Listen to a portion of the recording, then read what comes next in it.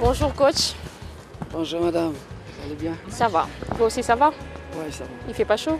Non, mais ça va. Vous avez l'habitude, hein? C'est chez nous. Je suis Mukongo Manyanga, c'est parce que je vais donner une précision que j'ai tenté de faire plusieurs fois. Je mets non plutôt Lussadusu, qui veut dire la même chose que Lussadissou, mais ceux qui sont de l'autre bord du fleuve appellent Lussadissou, donc tous ceux qui sont Manyanga, Kassi, les Bantandu, les Bisingombe, ils appellent Lussadissou. Moi je suis Manyanga de Luozi, nous appelons Lussadissou, et c'est aide en fait, et Basilois, promesse. Médard Lussadusu Basilois n'est pas né de la dernière pluie. Entraîneur émérite en football, très connu tant au pays qu'en Afrique et dans le monde, il a fait ses preuves partout où il a presté. Éducateur physique aguerri, chef de travaux à l'Université pédagogique nationale, il a gravi tous les échelons, tout cela conséquence d'un cursus scolaire et universitaire normal qui l'a prédisposé à réussir son entrée dans la vie active. Bon, en fait, j'ai passé mes études dans le Manyanga, à Luozi notamment. Donc, une partie, je commençais à Kibundi, c'est mon fief, c'est mon village. Et puis à Kinkenge, c'est toujours pas très loin. Et à Sundilutete, où j'ai fait l'école secondaire. Et de là, donc, j'étais venu ici pour les études supérieures, comme tout le monde. Et je m'étais fait inscrire en éducation physique. Dans ma tête, au départ, je faisais la section commerciale. Et puis, quand je suis arrivé à Kinkenge, on avait changé de préfet d'école. Et l'ancien préfet ayant fait les inscriptions, et puis le nouveau qui est arrivé, lui aussi a fait. Donc il y avait beaucoup d'élèves. On a scindé la classe. Et en scindant la classe, on dit tous ceux qui n'étaient pas venus directement de l'école, de l'établissement, rentraient dans la nouvelle section pédagogique. Donc moi j'étais versé dans la section pédagogique. Donc du coup je ne fais plus la section commerciale que j'avais souhaité. Et quand j'arrive après donc les humanités, pour moi je vais être médecin. Je vais être médecin, sinon je fais l'interprétariat. Et puis ça ne tient pas non plus au campus. J'ai tenté d'aller à l'ISTEM, ça n'a pas tenu. Du coup, je me retrouve en éducation physique. Je n'avais pas voulu parce qu'à un moment, j'avais dit, mais la gymnastique, je ne vais pas faire la gymnastique. C'est mon grand frère qui était bien. On fait la même chose parce que c'est lui, le défunt, paix à son âme. Et il a fait l'éducation physique. Donc, mais viens, donc c'est comme ça que je rentre. Pour moi, je fais éducation physique. La première année éducation physique. Après, j'irai faire la kiné ou la technique de labo à l'ISTEM. Et puis, sur le 98, nous réussissons à 12 et j'étais parmi les 5 qui passaient en première session.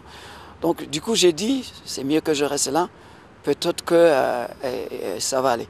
Et voilà donc le cheminement. Et après le graduat, le défunt par son âme, ancien ministre des Sports, et l'auteur de l'arrêté 0044, M. Elima Manzungu, et je voulais dire le professeur.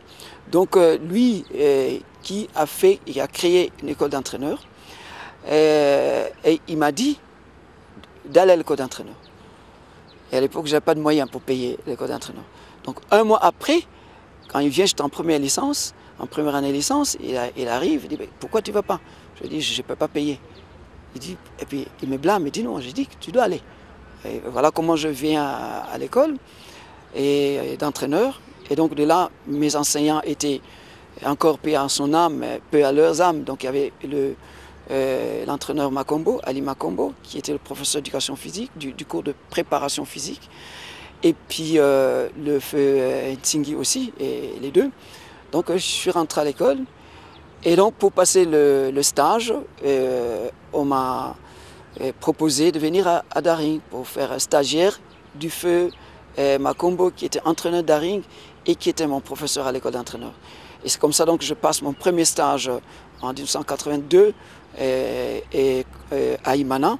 mon premier parcours à Imana, donc 82, avec le feu Ali Makombo. Et de là, je vais partir en Galifuru, qui était l'équipe du feu président Massamba Newman, qui était avec le bien d'obédience. C'est grâce à... bon, et donc après, ça sera Itexco à l'époque, Itexco à l'époque, et puis Matongé, et puis à son frère, Dragon, Inter, Imana. J'ai oublié que j'étais revenu à Imana à l'époque de Manguinda, donc 84, 86. J'étais revenu d'abord avec le coach Ngangada Firma. Et après notre élimination contre Dragon de l'UEME, le vieux Makombo va venir. Donc je pressais avec lui. Et puis lui partait avec l'équipe nationale. On m'a donc donné avec le président Ndongala Mavakala Si à l'époque. Donc, et m'ont dit de prendre l'équipe. J'étais très jeune, j'avais 24 ans, et un peu plus. Donc, et j'ai pris l'équipe. C'était pas facile parce que l'oncle que j'ai cité avait refusé. C'est vu le gros risque que je prenais de prendre cette responsabilité-là. C'était une équipe difficile, tout ça, le public. Mais j'avais dit, je suis un homme, j'aime bien aussi le milieu, donc je vais travailler. Et Dieu avait fait que les 3 premiers matchs, on les gagne. Et c'est là l'histoire donc de Manguinda aussi, qui va venir, l'histoire de Manguinda, le match contre le club. Et puis le président, le feu président, et puis à son âme, qui va dire, mais soit puis sur Manguinda Nayo, tout ça, il faut. Et l'histoire de Manguinda arrive, d'Aring, donc jusque l'équipe nationale junior, 88, avec le vieux Kalala, et Mokendi. Et puis de 90 à 2002, j'étais donc dans l'équipe nationale et senior, d'abord en tant que préparateur physique, et puis entraîneur national adjoint, et puis directeur technique national adjoint, chargé de l'équipe nationale 98, la CAN 98, et puis directeur technique national. Et donc là, c'était full. Et j'ai omis que j'avais commencé, parce que moi j'ai gravi au fait toutes les étapes. J'étais entraîneur de la sélection de Kinshasa, et on a glané des titres. Et puis je suis devenu entraîneur et adjoint à l'équipe nationale junior, et entraîneur préparateur physique l'équipe A, comme j'ai dit pour ne pas me répéter, et ainsi de suite. Donc moi dans mon parcours, j'ai gravi les différentes étapes de toutes les équipes. Donc après ici, dans l'équipe nationale, j'ai fait 7 CAN, dont une féminine, parce que j'étais aussi l'entraîneur de l'équipe nationale féminine en tant que DTN avec Bobert. Et nous avions donc la même année gagné la 3e place avec les seniors en 98 et la 3e place aussi avec les seniors féminines, donc masculines et féminines au Nigeria. Et puis de là, du coup, après 2002, je me suis exilé au Gabon. Mais pendant ce temps, ici, j'étais, après mes études supérieures, donc j'étais parti d'assistant et puis chef des travaux. Et donc j'avais pris une mise en disponibilité, je suis allé au Gabon. Maintenant, j'étais avec Manga Sport, seulement avec Manga Sport. Bien entendu que là aussi, j'étais entraîneur de la province, de la sélection provinciale du Haut-Ogooué. J'avais gagné 2 fois, et 2 titres, et grâce à Dieu. Et avec Manga Sport, en 9 ans, on a gagné 9 titres aussi, titres de championnat et des titres de coupe. Et participé 6 fois en compétition continentale, 2 fois champion sans défaite. Et voilà, globalement, donc à mon retour, c'était V-Club. Et j'ai presté à la destinée du V-Club.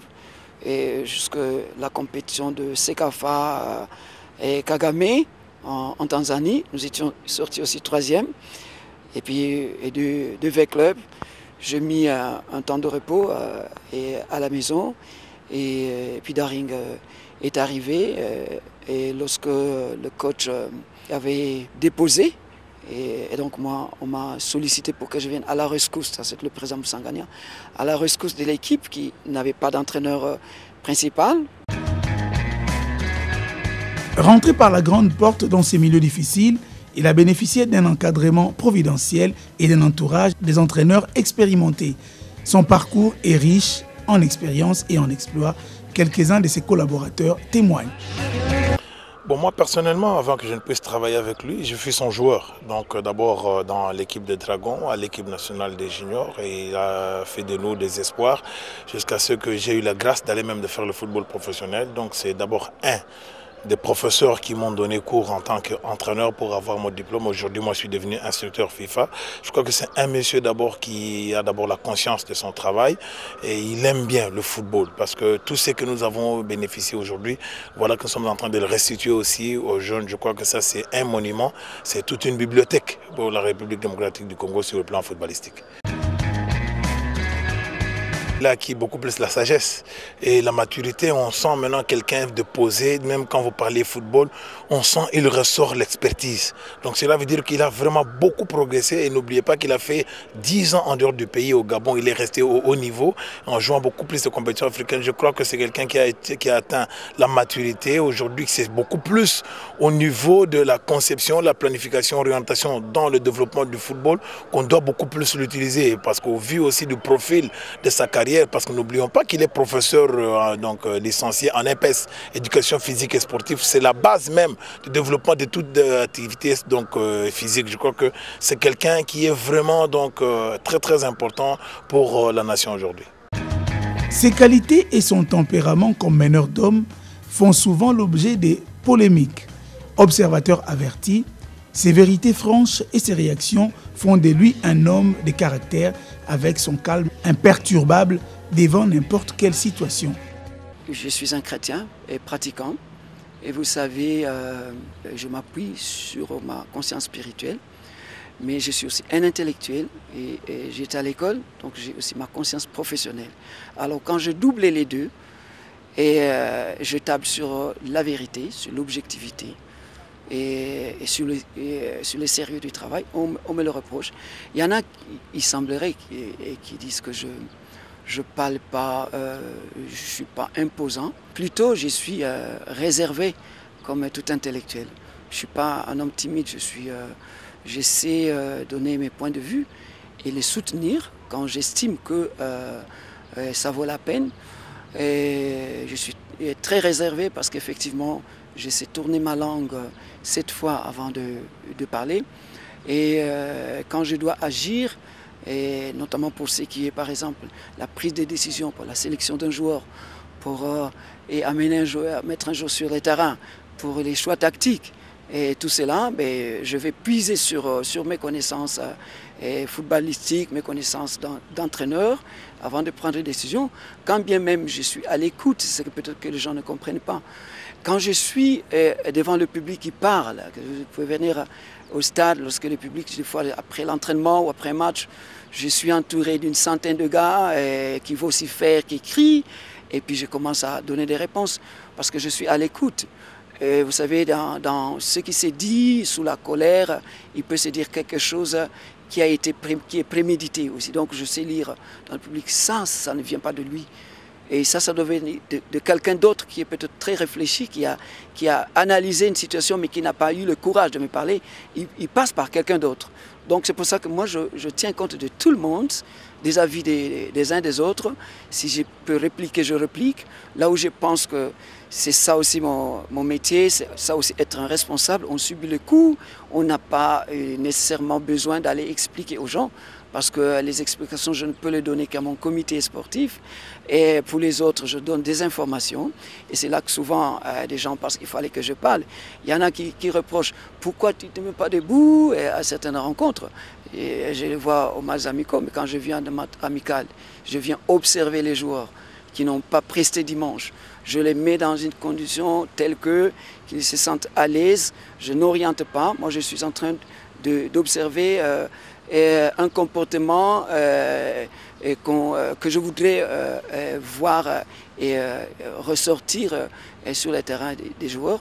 Et puis je ne veux pas le fanfaron. Quand je dois me lever, je me lève des fois dans un match parce que je veux que ma présence physique, que les joueurs sachent que je suis de cœur avec eux. Et quand je dois parler, c'est quand je pense que les joueurs sont en souffrance parce que l'adversaire me pose un problème et que ce problème, la solution peut venir de moi. Parce que mes joueurs peuvent être dépassés par les événements, peut-être pas très concentrés, peut-être la pression du match. Ils ont besoin de réarmement psychologique ou des consignes. Là, je me mets debout. Et je ne suis pas un cassant, parce qu'il faut aussi savoir que chacun de nous, il a son tempérament. Et il y a des dictatoriaux, et il y a des coopératifs. Et donc, moi, je sais ce que je suis de par mon tempérament, de par mon caractère. Coach Salisu, d'abord on a papa, on a biso bien, mais on est très rigoureux dans le travail. Donc on a joué au mi-pé ça na travail. Donc ça coach moko alingi biso ma casse. Donc il y a des problèmes dans les joueurs, on a conservé biso bien. Donc on a papa moko alinga ba ni fort. Travail n'est pas ça bien sûr comprendre tout nier coach boy arobande la peau à faire comprendre nos pauses toujours du colo. En 4 joueurs rebelles na Congo